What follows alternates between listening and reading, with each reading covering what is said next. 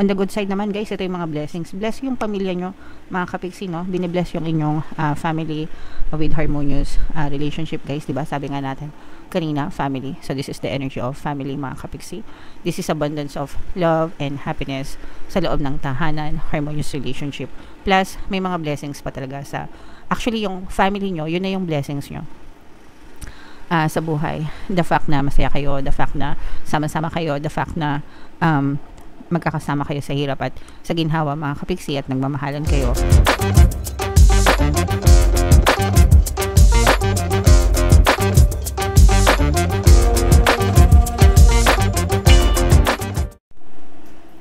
Hello guys, hello Virgo, welcome back to Pinay Pixie Tarot. Ang pamagat ng episode natin for tonight is mid-month kapalaran or first half kapalaran ngayong May 1 to 15, mga kapiksi, para sa Virgo, Sun, Moon, Rising, Sign, and Venus. Unahin natin tong deck na to guys. Tingnan natin yung mga mensahe sa inyo or yung mga paparating sa inyo, mga kapiksi.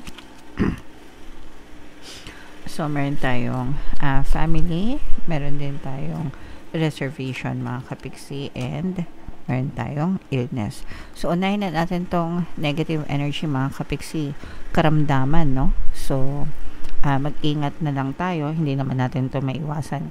Minsan talaga guys, kahit ako, nagkasakit ako. Kahit nasa bahay lang ako. Sa panahon kasi guys, no?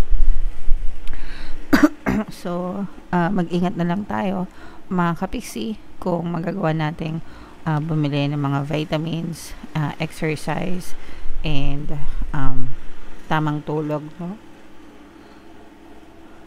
Para maiwasan natin magkasakit. Pero kung hindi talaga maiwasan, at least magpa-check up tayo sa mga doktor agad, mga kapiksi, para maiwasan yung paglala ng mga karamdaman nyo, guys. Okay? Alright. And sa positive naman guys, we have family. Ibig sabihin nito, magiging maganda yung bonding nyo sa loob ng inyong tahanan, harmonious relationship, mga kapiksi. Pwedeng magkaroon ng mga bonding, no, dahil summer na, guys.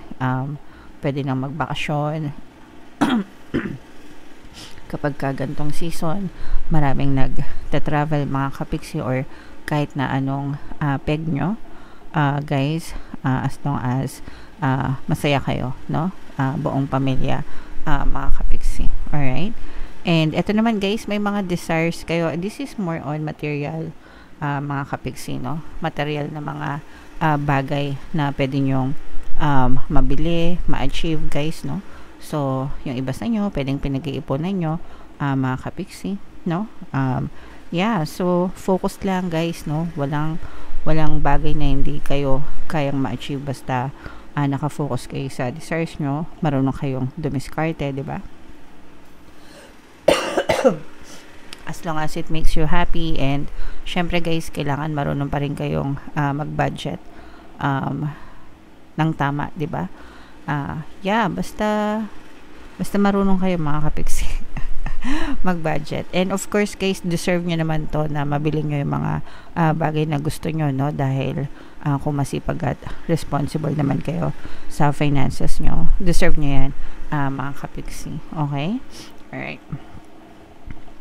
So, comment down below, mga kapiksi, if naka-resonate kayo dyan sa mga messages na yan. Tingnan natin yung ganap sa inyo guys ngayong May 1 to 15. Shuffle natin to, mga kapiksi. Habang sinashuffle ko to, panoorin nyo muna yung video natin regarding sa ating paano mag-manifest ng abundance video course. Kapiksi, sawa ka na ba sa mga struggles at hirap sa buhay mo? Masipag ka ba at masikap sa buhay ngunit hindi ka pa rin umaasenso? Ilang beses ka na bang nag-attempt magnegosyo at mag-invest pero palagi ka pa rin nalulugi? Sa pagkakataon na ito ay maaaring may subconscious beliefs ka na nagiging balakid sa iyong pag-unlad at pagyaman.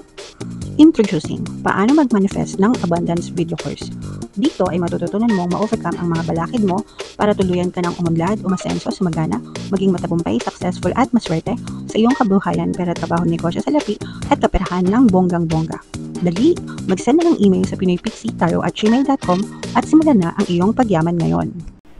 Alright. So, sa lahat ng gusto mag-avail ng course guys, naka-flash sa screen nyo. Una, meron tayong paano mag-manifest ng abundance video course. Meron din tayong paano mawala ang third party at magkaroon ng harmonious na relationship.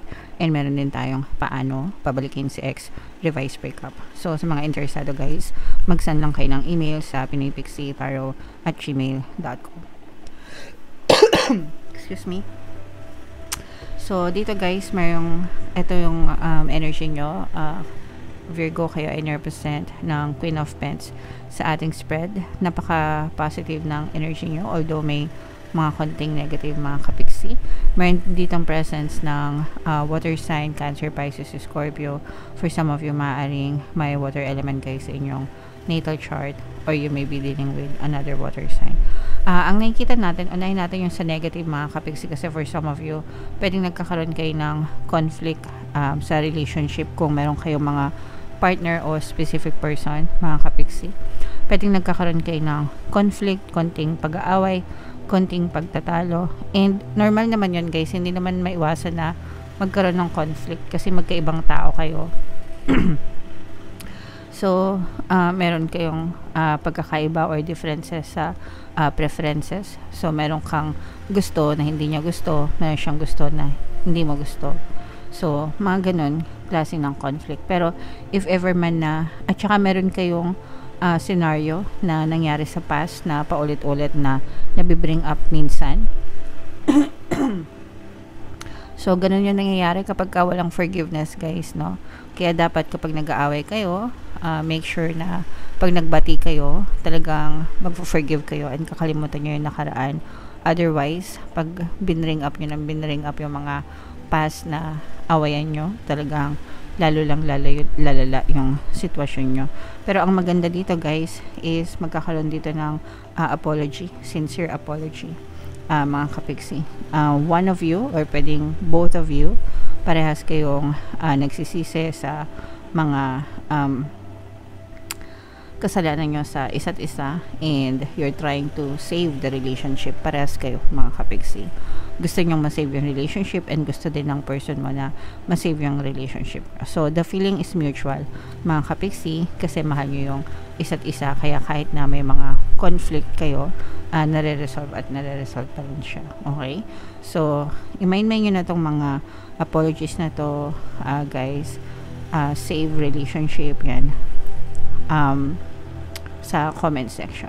On the good side naman guys, ito yung mga blessings. Bless yung pamilya nyo, mga kapiksi, no? Binibless yung inyong family with harmonious relationship guys, diba? Sabi nga natin kanina, family. So this is the energy of family, mga kapiksi. This is abundance of love and happiness sa loob ng tahanan, harmonious relationship. Plus, may mga blessings pa talaga sa, actually yung family nyo, yun na yung blessings nyo sa buhay. The fact na masaya kayo, the fact na sama-sama kayo, the fact na magkakasama kayo sa hirap at sa ginhawa, mga kapiksi, at nagmamahalan kayo, nagsusuportahan kayo sa isa't isa. Yun na yung blessings na binibigay sa inyo. But aside from this, syempre, marami pang blessings na pwede kayong ma-experience, no? So, kasaganaan, pagpapala sa kabuhayan, di ba? So, titingnan pa natin kung ano pang mga blessings yung pwedeng dumating sa inyo. Pero, i-mind nyo na to guys sa comment section. Blessings sa family, harmonious relationship, abundance of love, yan.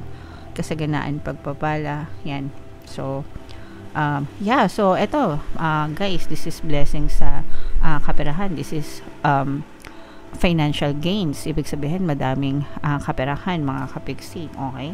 So, blessed talaga kayo, hindi lang sa love, hindi lang sa family, kundi pati sa kaperahan, guys.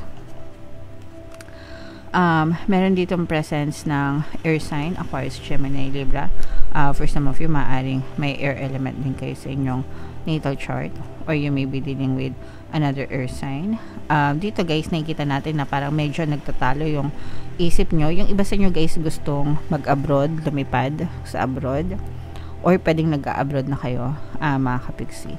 And although masaya yung inyong pamumuhay, pero nakikita rin natin na may mga stress din and pag-aalala, especially if malayo kayo sa family nyo or sa mga mahal nyo sa buhay. Kumbaga parang tinitiis nyo lahat ng hirap at sakit. Yung iba naman parang kung hindi pa kayo umaalis ng bansa, no, nandun yung gusto nyong mag-abroad, pero nandun din yung takot, yung worry na mag-abroad kayo, giginhawa yung buhay nyo, pero malalayo kayo sa mga mahal nyo sa buhay. So yun yung kasi nga matibay yung bonding nyo, kaya parang nahihirapan kayo mag-decide kung mag-abroad kayo. Okay? Doon naman sa mga kapiksi natin na nasa abroad na, mga kapiksi, masaya kayo, no? Masaya, but at the same time, malungkot din. Kasi malungkot mag-isa. So, kinakain kayo ng homesickness, mga kapiksi. And, parang hindi kayo masyadong mapakali because namimiss nyo yung mga mahal nyo sa buhay. And, normal naman yun, guys. Kapag nasa ibang bansa talaga, di ba?